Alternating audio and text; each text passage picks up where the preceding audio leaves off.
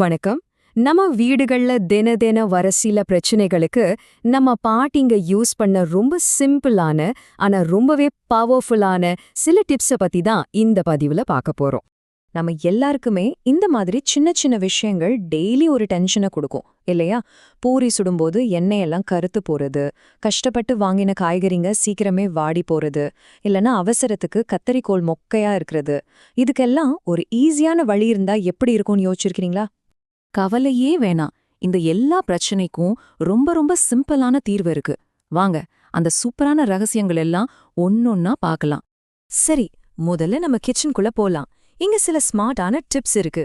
இது நம்ம நேரத்தை மிச்சப்படுத்துறது மட்டும் இல்ல, நம்ம சமையலையே அடுத்த லெவலுக்கு கொண்டு போகும். பூரி தேய்க்கும்போது மாவு தொட்டு தேய்க்கிறீங்களா? அதுக்கு பதிலா கொஞ்சமா எண்ணெய் தொட்டு தேய்ச்சு பாருங்க. அடடா, இது ஒரு சின்ன சேஞ்ச் தான், ஆனா ரிசல்ட் பாத்தீங்கன்னா அசந்துடுவீங்க. எண்ணெயில மாவு துகள் விழுந்து கருகாது, சோ எண்ணெயை திரும்பவும் யூஸ் பண்ணலாம். அது மட்டும் இல்லாம பூரி நல்லா புஷ்ஷுன்னு உப்பி ரொம்ப சாஃப்டா வரும். ஹோட்டல்ல எல்லாம் சிக்கன் 65 எப்படி இவ்ளோ நேரத்துக்கு மொறுமொறுன்னு இருக்குன்னு என்னைக்காவது யோசிச்சிருக்கீங்களா? அந்த சீக்ரெட் இந்த டபுள் ஃப்ரை டெக்னிக்ல தான் இருக்கு. முதல்ல சிக்கனை ஒரு 80% வரைக்கும் பொரிச்சே எடுத்துடுங்க. அப்புறம் அதை நல்லா ஆற விட்டுருங்க. கம்ப்ளீட்டா ஆறணும். அதுக்கப்புறம் மறுபடியும் சூடான எண்ணெயில போட்டு பொரிச்சு எடுத்தா போதும். சிக்கன் ஆறி போனாலும் அந்த மொறுமொறுப்பு கொஞ்சம் கூட குறையாது. பஞ்சு மாதிரி இட்லி வேணுமா? அப்போ இந்த டிப்ஸை நோட் பண்ணிக்கோங்க. உளுந்து அரைக்கும்போது கிரைண்டர் சூடாகாம இருக்க ஜில்லுன்னு ஐஸ் வாட்டர் இல்லனா ஒரு 2 ஐஸ் கியூப்ஸை போட்டு அரைங்க. ஏன்னா அந்த குளிர்ச்சி தான் மாவை நல்ல உப்ப வச்சு இட்லிய ரொம்பவே சாஃப்டாக்கும். வெண்டைக்காயில இருக்கிற அந்த வழவழப்பு தன்மை நிறைய பேருக்கு பிடிக்காது இல்லையா? அதை ரொம்ப ஈஸியா சரி பண்ணிரலாம். சாம்பார்லயோ இல்ல பொரியல்லையோ சேர்க்கறதுக்கு முன்னாடி வெண்டைக்காயை தனியா ஒரு பேன்ல போட்டு பாதி வேகிற வரைக்கும் வதக்கிட்டு அப்புறமா சேருங்க. பாருங்க, அந்த பிசுபிசுப்பு தன்மை சுத்தமா போயிடும், டேஸ்டும் சூப்பரா இருக்கும். சரி, அடுத்து நம்ம ஒரு முக்கியமான விஷயத்த பத்தி பார்க்கலாம். கஷ்டப்பட்டு காசு கொடுத்து வாங்குற காய்கறி, பழங்கள் எல்லாம் வீணாகாம எப்படி ரொம்ப நாளைக்கு ஃப்ரெஷ்ஷா வச்சுக்கிறதுன்னு சில சூப்பரான டிப்ஸ் பார்க்கலாம் வாங்க. எலுமிச்சம்பழம் வாங்குனா ஒரு வாரத்திலே காஞ்சு போகுதா? இனி அந்த கவலையே வேண்டாம். இந்த ட்ரிக்கை ட்ரை பண்ணி பாருங்க. ஒவ்வொரு எலுமிச்சம்பழத்திலையும் ஒரே ஒரு சொட்டு தேங்காய் எண்ணெயை தடவி ஒரு ஏர்டைட் பாக்ஸ்ல போட்டு ஃப்ரிட்ஜ்ல வச்சிடுங்க. சத்தியமா சொல்றேன், 1 மாசம் ஆனாலும் அப்படியே ஃப்ரெஷ்ஷா இருக்கும். தோல் கூட சுருங்காது, கலரும் மாறாது. செம்மையான டிப் இது. இன்னும் சில குவிக் டிப்ஸ் சொல்றேன், கேட்டுக்கோங்க. பச்சை மிளகாவோட காம்பை கிள்ளிட்டு ஸ்டோர் பண்ணா ரொம்ப நாளைக்கு நல்லா இருக்கும். தக்காளிய காம்பு பகுதி கீழே இருக்கிற மாதிரி கவுத்து வைங்க, சீக்கிரம் பழுத்து வீணாகாது. பன்னீரை உப்பு தண்ணில போட்டு ஃப்ரிட்ஜ்ல வச்சா ட்ரை ஆகாம சாஃப்டாவே இருக்கும். மாவுல வண்டு வராம இருக்க அதுல சில பூண்டு பல்ல போட்டு வைங்க.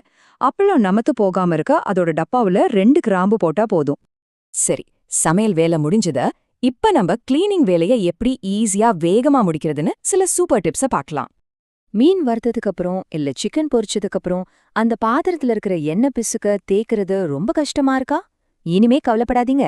அந்த எண்ணெய் மேல கொஞ்சமா கோதுமை மாவை தூவி விடுங்க. மாவு மொத்த எண்ணெயும் உறிஞ்சிரும். அப்புறம் ஒரு டிஷ்யூ வச்சு தொடச்சு எடுத்தாலே போதும், பாத்திரம் பாதி கிளீன் ஆயிடும். அதுக்கப்புறம் கழுவுறது ரொம்பவே ஈஸி. சாண்ட்விச் மேக்கரை கிளீன் பண்றது ஒரு பெரிய தலைவலி இல்லையா? ஆனா இந்த ஒரு சின்ன ட்ரிக் அந்த வேலையே இல்லாம ஆக்கிடும். சாண்ட்விச் செய்யறதுக்கு முன்னாடி பார்ச்மெண்ட் பேப்பரை மிஷின்ல வச்சு அதுக்கு மேல பிரெட்டை வைங்க. அவ்வளோதான். சீஸ், பட்டர் எதுவுமே மிஷின்ல ஒட்டவே ஒட்டாது.